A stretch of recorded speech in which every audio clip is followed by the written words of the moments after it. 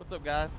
I'm here at Cycle Therapy, and I'm about to get the first 1,000 mile service done on my 18 Deluxe.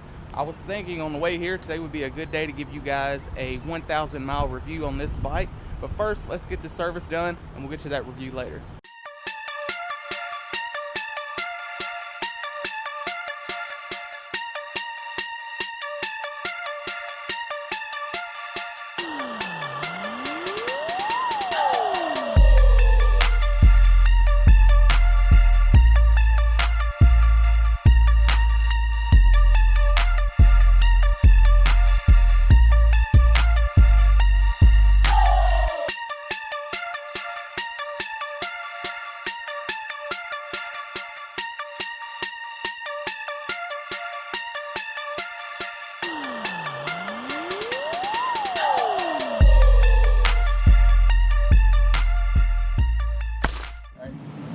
So you're Jamie, the owner of Cycle Therapy here in South Haven, Mississippi.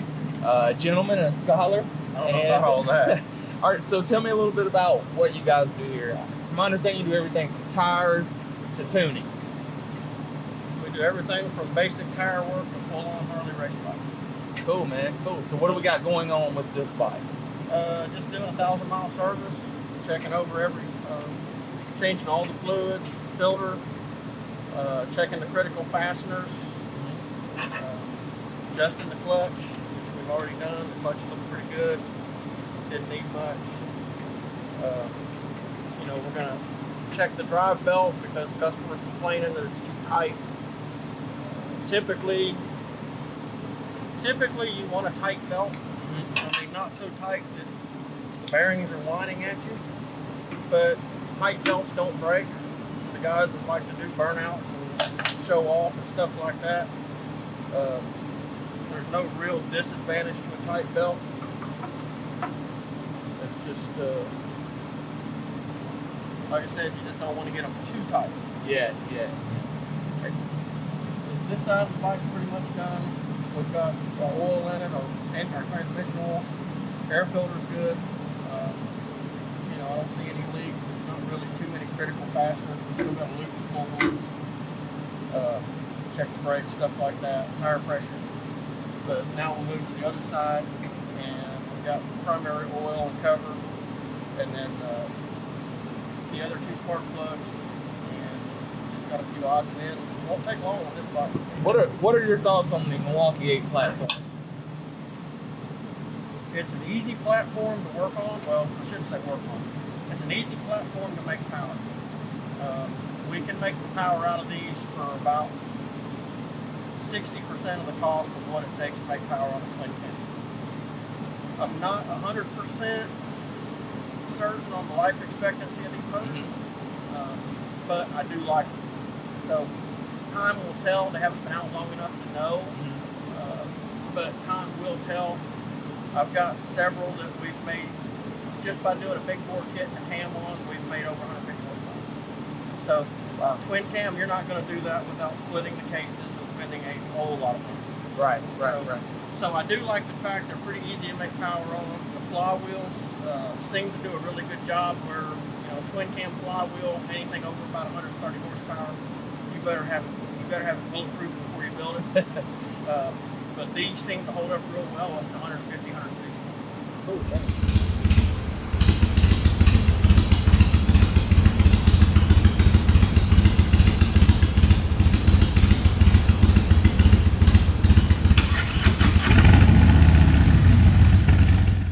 So that was fun.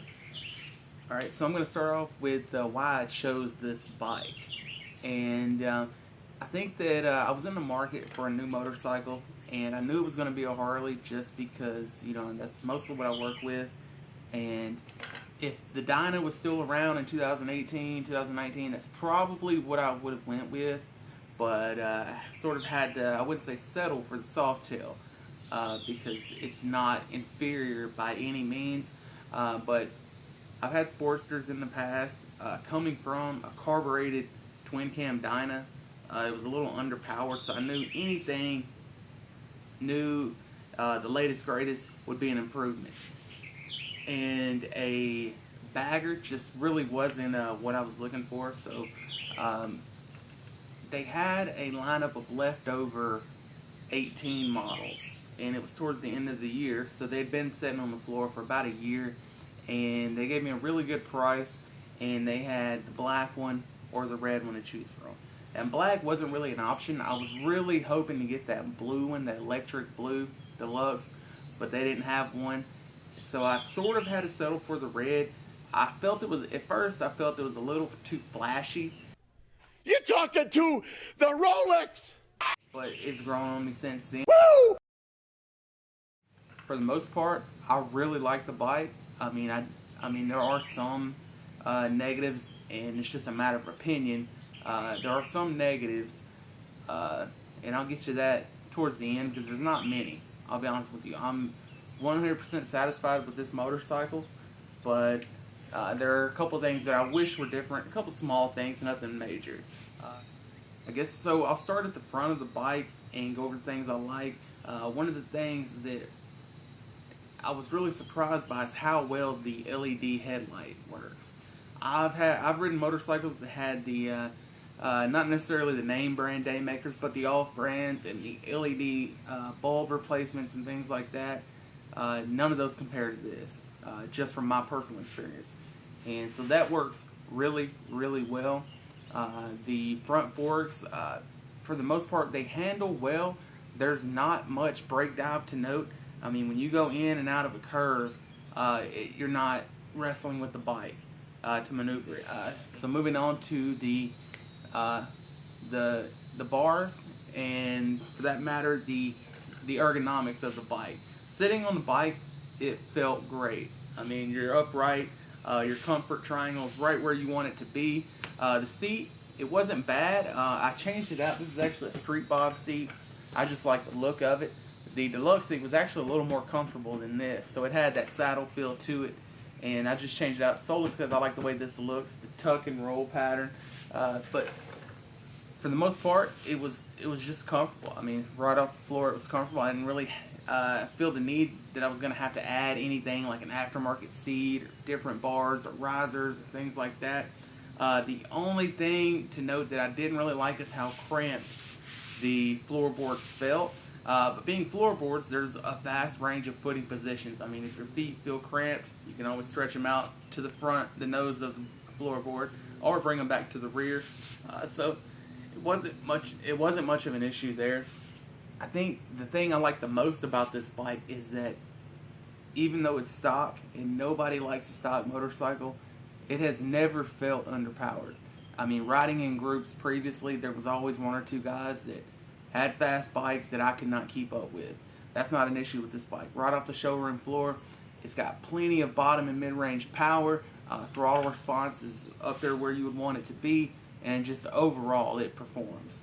I did change the air cleaner to our 587, and that wasn't really for performance. It was solely just to get the additional legroom. Removing that stock air box that sticks out really far and contacts the inside of your leg, the 587 doesn't have that issue. So that's the sole reason why I changed the air cleaner. The motorcycle was fairly quiet, so I think it had about 30 miles on it before I ripped those baffles out and put the Thunder Torque inserts in there, and it sounds like a motorcycle now. So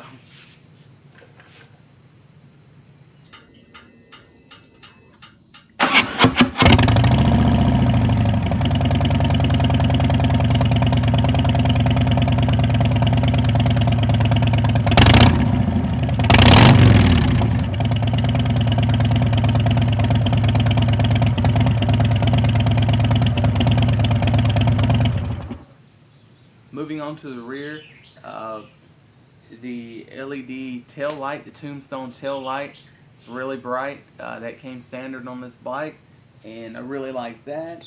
The chrome trim that comes standard on all Deluxes, it looks great. The chrome overall, it really catches the eye on this motorcycle.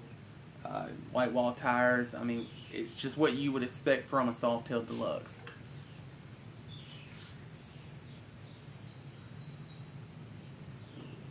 Due to the coils now having 4 plug wires, They actually relocated the coil to the left center of the engine, similar to our twin cam coil relocation. So I thought that was cool how it comes standard that way. I actually upgraded the plug wires, not because I felt it needed it, just because Taylor Cable sent us a sample, and I was the only one with a Milwaukee-Eight at the shop, so I got to use those, and that worked out pretty good. This bike came standard with ABS. The brakes work really well.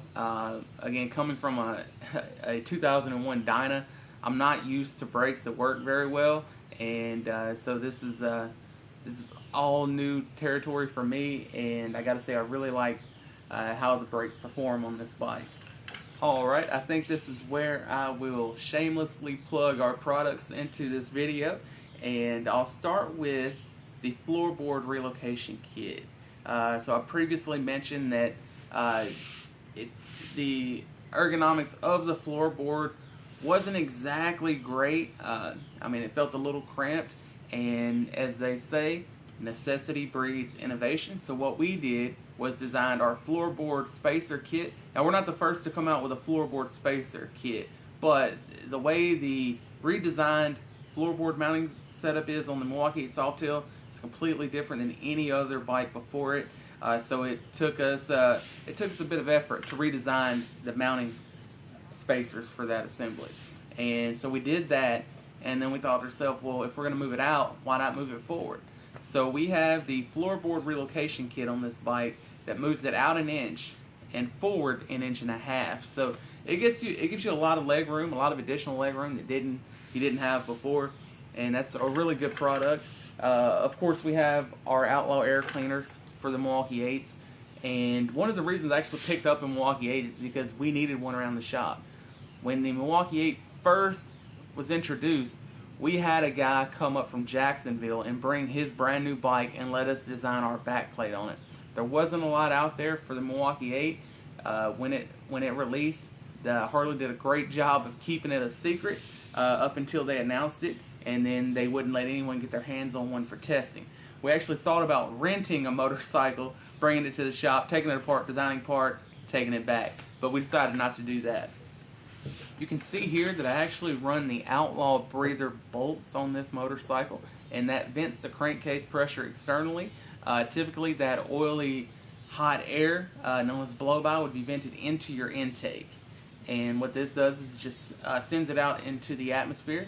And most big twin motorcycles can't utilize those breather bolts because they have excessive blow-by, and that creates a mess on the side of the motorcycle. The Milwaukee-Eight, surprisingly, this one doesn't have that issue. Can't speak for all of them, but the one we first tested our air cleaner system on was able to use the external bolts. This one is able to use the external bolts, but we have had some feedback from other customers saying it got a little messy. So, you know, it's a case-by-case basis. If you look inside your intake and it's fairly clean, you can get by with the bolts. It's a really clean look if you don't want to have hoses and things like that running down the side of your engine. But I do suspect that when I upgrade the cam, I will need to use a hose style system because the blow-by is going to become more apparent. More pressure, more blow-by. So the cool thing about having this bike working at DK is anytime we design a part, I get to keep it. The lay-down license plate for the rear, I get to keep it. The foot peg adapters that will adapt the classic style male clevis foot pegs to the Milwaukee-Eight female clevis. We designed an adapter kit for that. It's pretty simple, but it does the job perfectly, and I have that on this bike on the passenger pegs. I know some of you are going to point out that I've had this bike for about 9 months now, and I have not put but 1,000 miles on it. It's actually at about 1,100, and I agree that's pretty sad, but I just haven't had too much of a chance to ride. Insert any excuse you like. Call me a weekend warrior in the comments. I'll welcome it. But the fact of the matter is, when I'm not riding this, my other daily driver is this. And this is a much more primitive means of transportation, believe me.